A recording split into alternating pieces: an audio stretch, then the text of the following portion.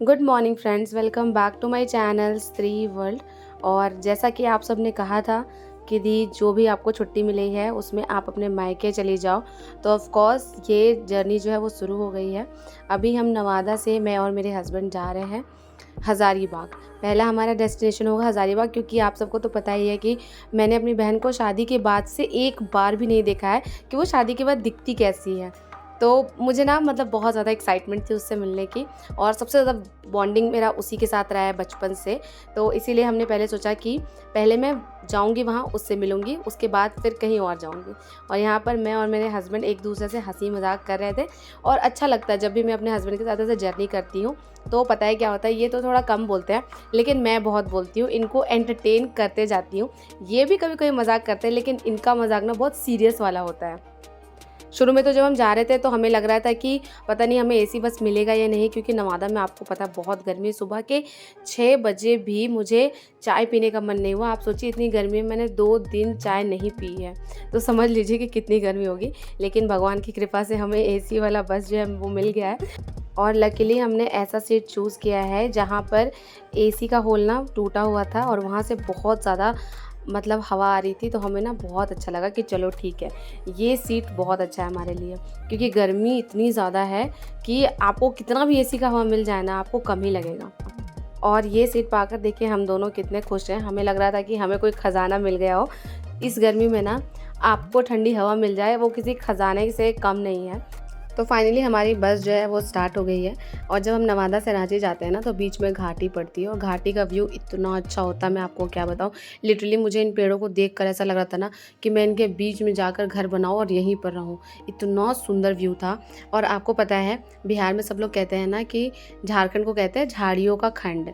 मतलब मेरी सास कहती है कि उधर तो है ही झाड़ी है, जंगल है, इसलिए उसका नाम झारखंड है, लेकिन असली में झारखंड बहुत ज़्यादा अच्छा है। और आपको पता है जब भी बस स्टार्ट होती है तो पता नहीं मुझे क्या होता है, मुझे नींद आने लग जाती है और मैं आराम से सो जाती हूँ। बहुत सारे लोगों को बस पर वॉमिटिंग होती होगी, लेकिन मैं उन लोगों में से हूँ जिनको बस पर बहुत अच्छी नींद आती है। और मुझे ऐसा लगता है ना कि ये बस चलते रहे और मैं सोती रहूँ, मेरी जर्नी कभी ख़त्म ना हो।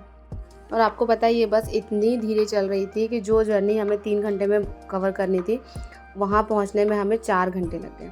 और फाइनली अब हम पहुँच गए हैं हज़ारीबाग, और यहाँ पर ना हम वेट कर रहे हैं कि मेरी बहन के हस्बैंड कब आएंगे हमें लेने के लिए। और झारखंड पहुँचते ही यहाँ पर ना यहाँ के लोगों को देखकर, यहाँ की हवाओं में जो अपनापन होता है ना, मैं आपको बता नहीं सकती, मैं और कहीं फील नहीं कर पाती। तो चलिए अब फाइनली मैं आ गई हूँ अपनी बहन से मिलने के लिए। और ये देखिए थोड़ा इमोशनल हो रही थी तो मैंने इसकी पीठ थपथपाई कि चलो इमोशनल होने की ज़रूरत नहीं है, अब मैं आ गई हूँ, तुम्हारे साथ 1-2 दिन रहूँगी।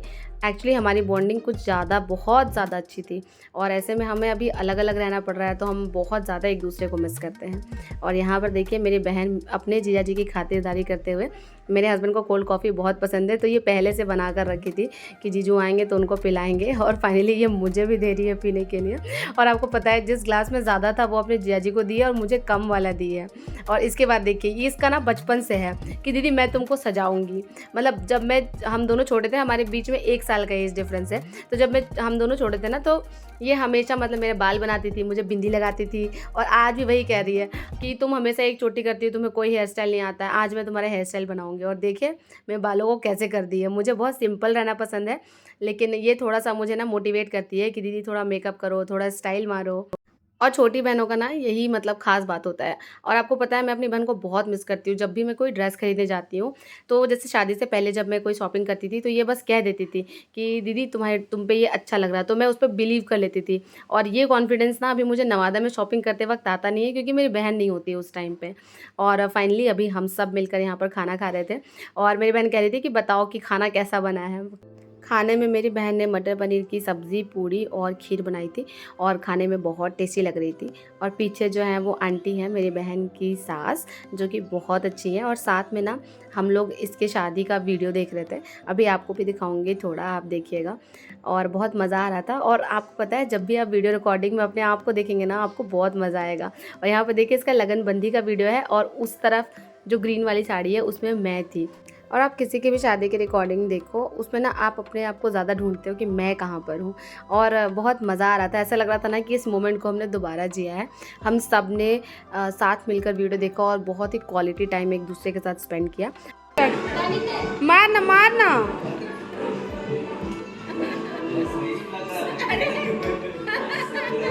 शर्म आपको नहीं आ रहा? मार। नहीं आएगी मैं अपनी बहन को बता रही थी कि तुम्हारे जीजाजी मुझे घुमाने नहीं ले जाते हैं, शॉपिंग नहीं कराते हैं, तो उसी का बदला इनसे ले रही थी। और मेरे हस्बैंड को ना मेरी बहन ही डांटती है हमेशा, तो ये सुधर जाते हैं। और पता नहीं आपके साथ ऐसा होता है या नहीं, आप बताइएगा। और फाइनली हम शाम में जा रहे थे वाटर पार्क घूमने के लिए। और फ्रेंड्स कितना मज़ा किया वाटर पार्क में, मैं आपको क्या बताऊँ। नवादा की सारी गर्मी निकल गई हज़ारीबाग आके, बस इतना कह सकती हूँ आपको। और वाटर पार्क का ये मेरा फर्स्ट एक्सपीरियंस था। लास्ट ईयर मेरी बहन लोग घूमने गई थी, बट मैं अवेलेबल थी क्योंकि मुझे एग्ज़ाम और पढ़ाई लिखाई से फुर्सत ही नहीं थी। लेकिन अब जॉब लग गई है ना फ्रेंड्स, तो अब थोड़ी फुर्सत में आ गई हूँ। मतलब अब कहीं भी जाती हूँ तो टेंशन फ्री होके घूम लेती हूँ और मज़े कर लेती हूँ, यही कहिए। और अभी हम सब लोग ड्रेस चेंज करके जल्दी जा रहे थे, क्योंकि आपको पता है नीचे वाला ज़मीन जो था ना वो बहुत ज़्यादा गर्म था और हमें खाली पैर जाना था। तो लास्ट में हमने रूट को फॉलो नहीं किया, हम लोग ऐसे ही भाग के चले गए वाटर पार्क में। और कितना मज़ा आया मैं आपको क्या बताऊँ, बहुत ही ज़्यादा मज़ा।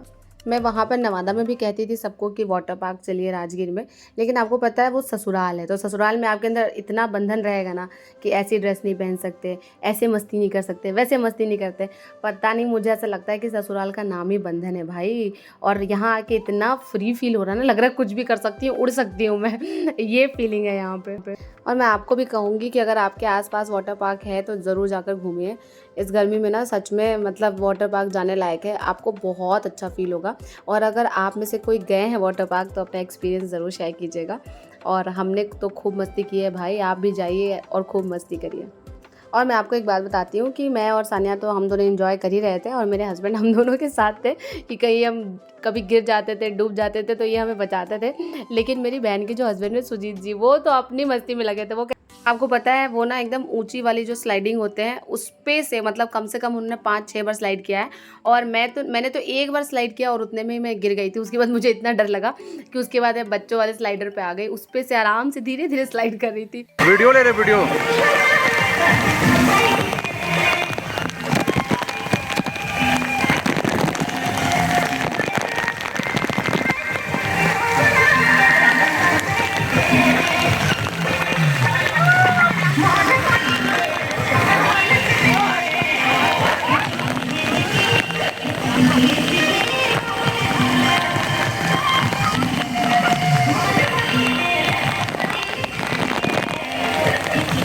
तो वाटर पार्क में हमने खूब मस्ती की, थोड़ा डांस भी किया, खूब एंजॉय किया। और फिर हमें लग गई थी ज़ोरों की भूख, तो इसके बाद हम आ गए थे एक रेस्टोरेंट में, और इसका नाम था लॉकअप। लेकिन ये रेस्टोरेंट बहुत अच्छा था फ्रेंड्स, बहुत ही ज़्यादा अच्छा था। यहाँ पर ना एक सिंगर बैठते हैं, वो गाते हैं, आहा उनकी आवाज़ इतनी अच्छी थी ना कि हमें लग रहा था कि बस बैठ के सुनते रहें। और इस रेस्टोरेंट का इंटीरियर भी ना बहुत काम एंड पीसफुल था। यहाँ आके हमें सच में बहुत ही रिलीफ मिला।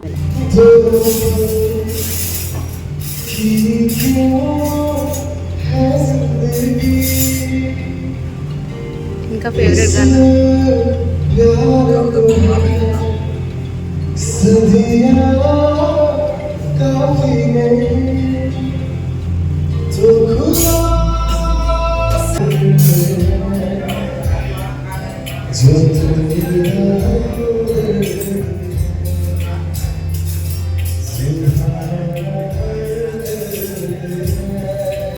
और पता है आपको, म्यूज़िक एंजॉय करते हुए खाने एंजॉय करना बहुत ही अच्छा लग रहा था। और यहाँ पर मेरे हस्बैंड ने एक स्पेशल काम किया मेरे लिए। हम जब फर्स्ट टाइम मिले थे, मतलब ये भी कहिए कि जो फर्स्ट सॉन्ग हमने एक दूसरे को डेडिकेट किया था, वो सॉन्ग इन्होंने जाकर सिंगर को कहा कि आप ये वाला गाइए। और फिर वो सॉन्ग हमने सुना और बहुत ही स्पेशल फील हुआ मुझे उसके बाद।